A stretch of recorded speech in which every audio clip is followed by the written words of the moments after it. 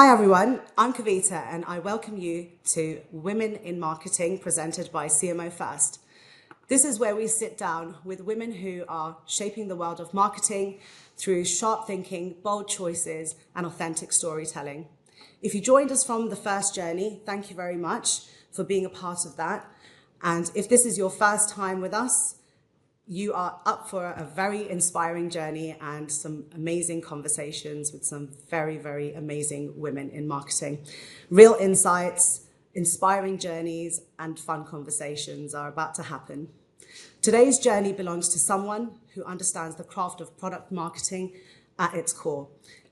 She's a global PMM leader, overseeing $1 billion portfolio and millions of users. With brand, comms, and strategy experience, now leading product marketing at Sage, I'm talking about the incredible marketer Pooja Day. She's joining us from Dublin today. Welcome, Pooja, and thank you so much for being a part of our series and for joining us today. Thank you for the lovely introduction, Kavita. I'm very excited to be here. So, Pooja, I would just want you to give our viewers a little insight into your journey so far before we dive into our great conversation and questions that I have ready for you. Tell us and our viewers and our listeners, what inspired you to get into the world of product marketing and how did that journey transpire for you in particular? So talk us through that and give us a bit of information on how you became the powerhouse that you are in marketing today. Okay, so I guess first we have to address that innate, abilities that we have and really double downing on that. And I guess I was always curious. So, like, people call me, are you an investigative journalist? Right? Because I love asking questions. I want to know why, right? So, back in my college days, born and brought up in India, and I studied in India, graduated in journalism. Um, so I worked with CNN for some time and really like honed my skill to ask more questions and just stay curious and deep dive and understand why people behave the way they do, what motivates them to behave or act in a certain way. It's the culture, it's why the words that they're using. So I really like worked on that scale, but I also realized when I was working with CNN, I was then pulled in to start work with the marketing team because they were building the CNN brand in India back in 2008. And they wanted to tap into all the brands and bring them as advertisers or get their stories heard through the channel to the billions of people in India. So I started working with, the communication and marketing experts to understand their why and see how that synergizes with the audience that we had. And that's how I stumbled into marketing. It was never intentional. And then through over a period of 10 years, I worked with other giant international brands like WWF. I worked for Times of India. And then that curiosity also brought me to Ireland in 2016. I pursued MBA here, and my God, that was amazing, right? For a very curious person to meet 17 different nationalities, all packed in one room, and asking, why did you frame what you said the way you did, right? Like things like, oh, don't go for a run to the town. It's like, why would I run to the town? And I realized that's a way of saying things. It's a phrase in Ireland. Yeah. And then, the way people cook, the recipes and how avocado has traveled from Mexico or all, like even like cilantro, like we love that in India, it comes from Mexico. I learned so much in those classes, apart from obviously the academic business side of things. And I pursued that journey. I met CEO of Zurich Insurance. I met rugby players and coaches, and you could see again that curiosity got me the opportunity to meet some amazing people. I got sponsored, worked here with 3M, and then the last 7 years I've been with Sage as a product 7 years, wow. Yeah, Amazing. 7 years with Sage, grown through the ranks, started as a maternity cover for someone else. But really, it was that curiosity. I think even whether it's interviews, whether it's meeting customers, product marketing is all about how do you land a message, the right message, with the right people. And I guess under the hood, it's about being curious and an investigative journalist tag that I carry with me everywhere. That's my story in short. I love that journey, and it sounds like it was all inspired by your own curiosity. I'm guessing that translates into your personal life as well as your professional life, being curious and wanting to explore things. And I love that because I think that really shows the journey that you've had and how diverse it's been as well, and how you've become, who you are in your chosen field now in product marketing with Sage. You bring obviously a lot of experience from not just being exposed to, doing marketing on a journalistic level as well, so content creation must be easy for you. So in this journey from Delhi to Dublin, has your view of what a strong GTM strategy, what it should look like, evolved along the way? Has that evolved? Yeah. It's evolved. There's just so much science behind it. So I've been a marketer 17 years, and like this, even the land of go to market, it's just being refined, evolved, intentional. You have so many tech stack coming in the world of marketing. It's a lot. And I think 2016 when I moved to Ireland, I was I knew I wanted to be in marketing because I'd seen my strengths shine there a lot, but I was a bit, let's say, struggling with new things coming in like HubSpot and Salesforce. Really, I was like, do I need to get certified in these things to make my presence and my CV look strong, right? And then I was like, okay, technology is one thing is true about technology. It keeps changing and it's going to continue to influence the way we think of how we tap into our addressable market, right? It's called go to market today. It was just marketing 20 years back, and it's going to be evolving in a different way. It'll have a different fancy name. So I was like, okay, if I put myself away from technology for a short while and just think of what is my strength and just stay on that path, it's going to help me.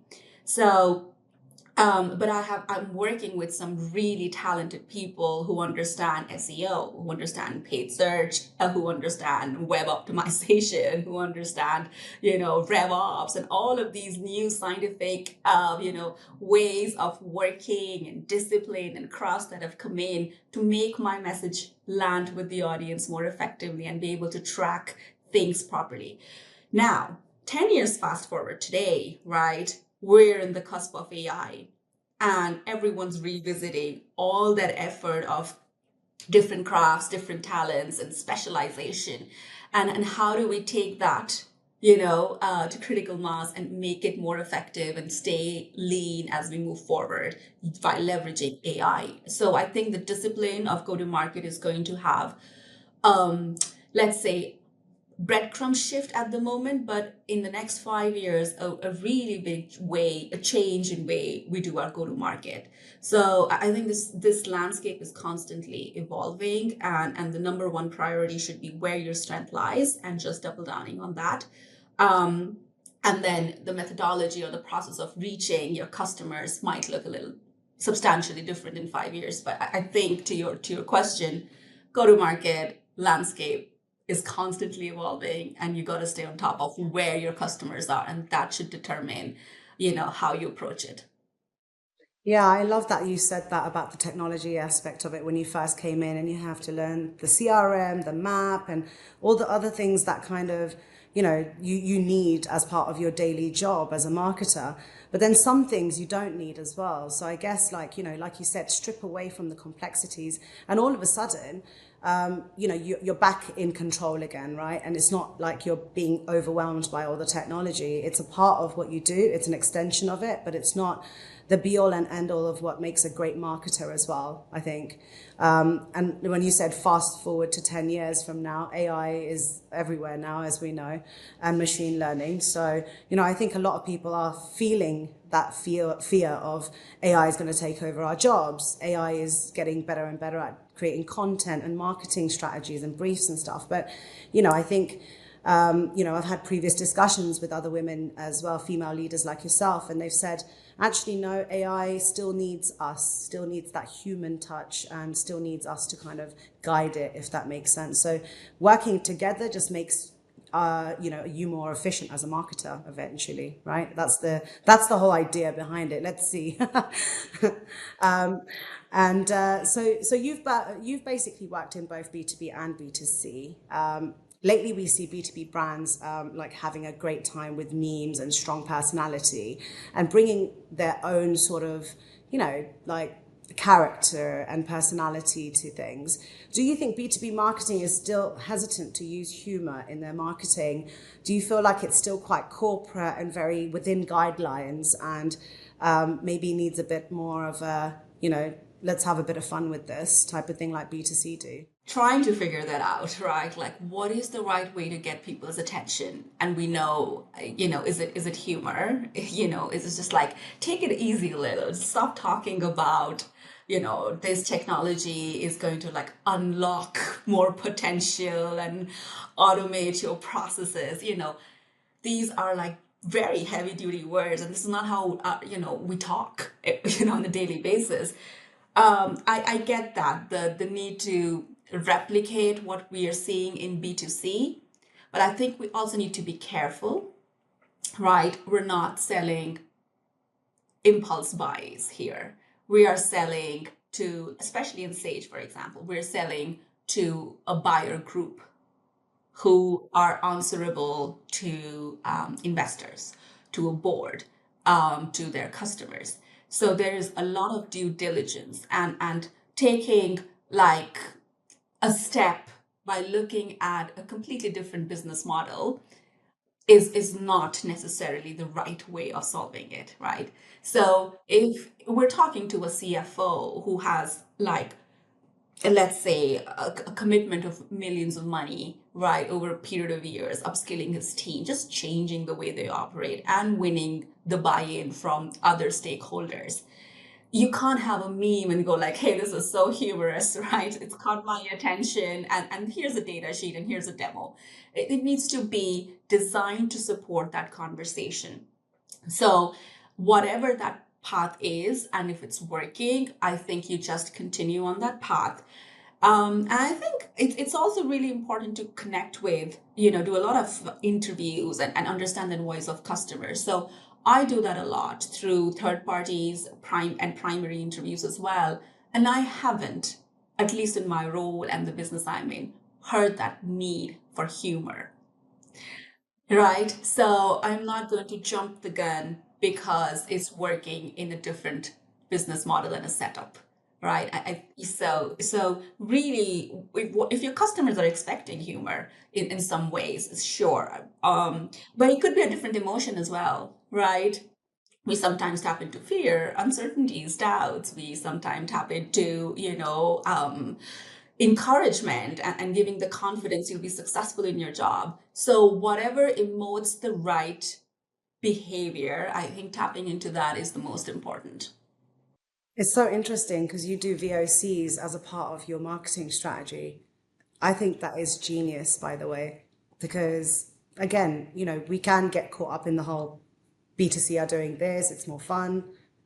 Like we can get caught up in B2Cs having more fun and, it's humorous. But you made a very valid point, Pooja, when you said B2C is selling to an individual, but B2B is actually a buying group. And every buyer in that group is going to have a different pain point, a different agenda, and they all have to come together and make that one unified decision to purchase this technology or product or service, whatever it might be in the B2B world that they're trying to consume and buy into. So yeah, as you said, voice of customer for me as well is so important. I think we have to it's almost like a newborn baby, isn't it? You let your baby tell you what they need, right? It's almost like you're intuitively picking up on what they need from you, rather than reading text and books and trying to figure out what the right things to do are. you kind of just take on all their different opinions and how they're feeling at that time. So yeah, I think that's amazing that you do that. And, probably the reason why you have got $1 billion portfolio that you take care of. It's a lot of money to trust someone with. It's a team. It's a team, and I'm really happy with the setup we have here. It's there's a lot of discussion, deliberation before we take any significant steps, right? And usually, like to clarify, like I work in the medium segment, right, which is usually a buyer committee that we have to like work with at the customer end. So there's like obviously for that set of audience, we also have like a large entourage of I love it. A team working. marketing entourage. Love that. Never heard it called that before. The $1 billion entourage at Sage. I love it. So this is like a Oh God. team of like different Yeah. scales coming together to tap into what is the right way to drive the right behaviors and the right outputs, right? And yeah, there's just enough going on from product marketing to performance marketing, campaign, our sales teams, our competitive intelligence team, all of that funnels in, the right insights. And right now, I'm not hearing humor or memes as directionally we need to tap into to win customers. Yeah, no, I think we just leave that for the internal team banter, right? Rather than externalize it. Yeah. Yeah. So, Pooja, one marketing channel that you always count on, one that has never ever let you down when it comes to when you're putting your strategy together, it's just the one that you bank on. Which one is it? Yeah, so really tapping into let's say a small addressable market, but tapping into that in a smart, efficient way, who are, by the way, being bombarded by all other vendors, not just within finance, but also like, other areas of business, right? So just being really smart about how we pick the verticals we go after, the micro verticals within the buyer groups, who is going to be our champion, and tapping into that space. So there's a mix of things that we do to go into that area, right? But I think the number one channel for me is inbound, Yeah, really. yeah, Yeah. inbound. Yeah, definitely. We were speaking about AI earlier, and I forgot to ask you a question when we were on that topic. So, have you started to actually notice a shift in buyer behavior since AI has become a part of the marketing touch point? Mm. This is, yeah, I think we haven't seen a shift necessarily in our immediate pipeline, but we know there is a shift coming. We can see, let's say, like murmurs of that. Okay. Again, based on the research, the insights, voice of customer, we know people are tapping into ChatGPT, for example, or Reddit, to get more reference or clarify technical stuff, or their confidence around customer services. And that is a space that we haven't been that active in, the customer advocacy on anonymous, or like, third party pages. And we can see the nature of search that's going on is quite interesting. So there is definitely an opportunity to tap into that, and mobilize again our customers, happy customers, to go and speak for us more, right? And I call that dimensions of value, right? Like there are different values that encourage customers to want to go and talk about it. They had a great interaction with you in the product. So with the product, they're just so happy pulling the kind of reports they want, and they're really seeing that ROI and efficiency. Or they got stuck, but there was a human at the other end who helped them, find their path and answer quickly. Or, they went for a cricket or an MBL event, and, that we're sponsoring, and they could see the brand and they had that brand association. So whatever it takes to get them, but I think mostly it's product related. And I think we're kind of going back to that space of like just being really true about product, and get people to talk about the feature functionality and the immediate benefit that they're seeing in their roles and functions, right? Um, so yeah, definitely we are seeing some shifts, and we're designing our customer advocacy to fit that shift. I love that. And in terms of like your pathway, in terms of product marketing, it is quite niche, isn't it, within the organization? Product marketing almost sits in its own world sometimes. How do you see that? Given how obviously fast marketing is now transforming, do you think there is a path for like from product marketing to like becoming a CMO? And is that now opening up in a way that it wasn't before? That's such a great question. I'm so passionate about that growth path for product marketers. I think it's a highly coveted area. Like I know people desire to move into product marketing from other functions. And they just, and you can see the growth because usually there's only one product marketer or a few, versus the ratio of your sales or marketing folks in campaign and other areas, right? So I think it's a really important space. But as you start going up in the hierarchy of product marketing, it kind of plateaus at a director level, right? And that's just big because it, there's portfolio marketing that came before product marketing, but this area has just always been in a siloed way, like you put it. I report in the product function, but I'm not a product manager, right? You're not. Yeah, Um, exactly. Yeah. and I work a lot with my marketing team, who I treat as like an agency. Like this is the brief, this is the proposition, this is the messaging, this is the ICP, and then go figure how we reach them, right? But unless you have that, how do you go figure? You are going to go just like you're going to burn money, right, on marketing budgets. So there's a lot of collaboration with different functions and with the marketing folks, but the CMOs, if you look at the C-suite CMOs, how many of them are product marketers? Very few, right? And I think with this AI shift happening, and you asked me about the evolution in go to market, I think the most important evolution is going to be product marketers owning that reign of marketing C-suite level. Yes. Yeah. Because it's product marketers who own voice of customer, product marketers who look at win-loss analysis, where they hold, clarify who the ICP is. They're the single source of truth. Product marketers design the messaging, the proposition, the positioning, and they're the ones interviewing customers as well, and then rebuilding that proposition or pivoting as and when needed. They own customer case studies. So there's a lot of things that we own in product marketing. And in the shift with go to market that's happening, it's not about, do we have enough clicks? Is the website ready for that? It's going to be about web optimization based on prompts. Who's writing the prompts? It's the customer. Who's close to understanding what kind of prompts are coming? It's the product marketer. Who writes the messaging? Who's going to align it with the prompts? It's the product marketer. So I think it's a very strategic position. And the more we talk about what product marketers do, right, and help the business understand the value we bring, I think it's great opportunity of creating a growth path. Is it going to be a CMO? Won't that be amazing?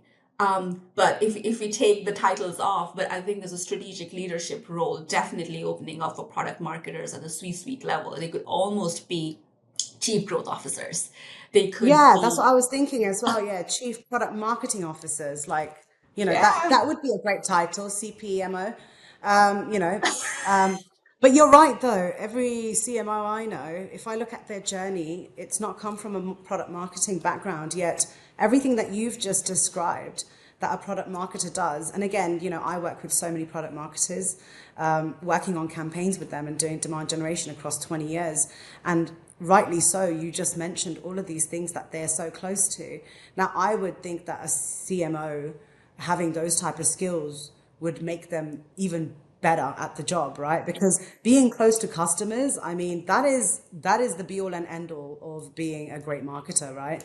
Because if you don't know your customers, how are you going to, market to them and, get their attention? So knowing your audience is vital in everything that you do in marketing.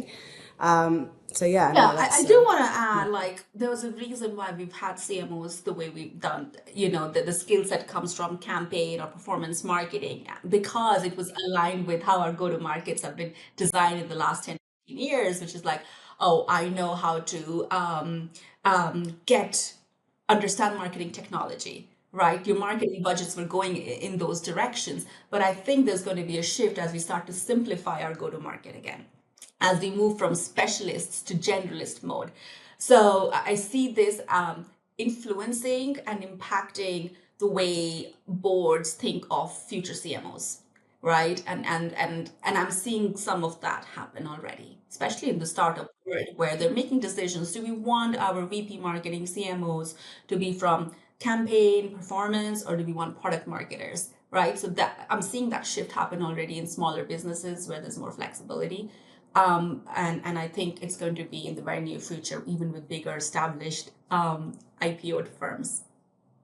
I mean, I'm so glad that you answered this question because we're presented by CMO first, right? So this is a question that's close to our series as well, and understanding how women can in product marketing, start opening up those avenues to become the next CMO with the product marketing background is probably going to help a lot of our viewers, to be honest.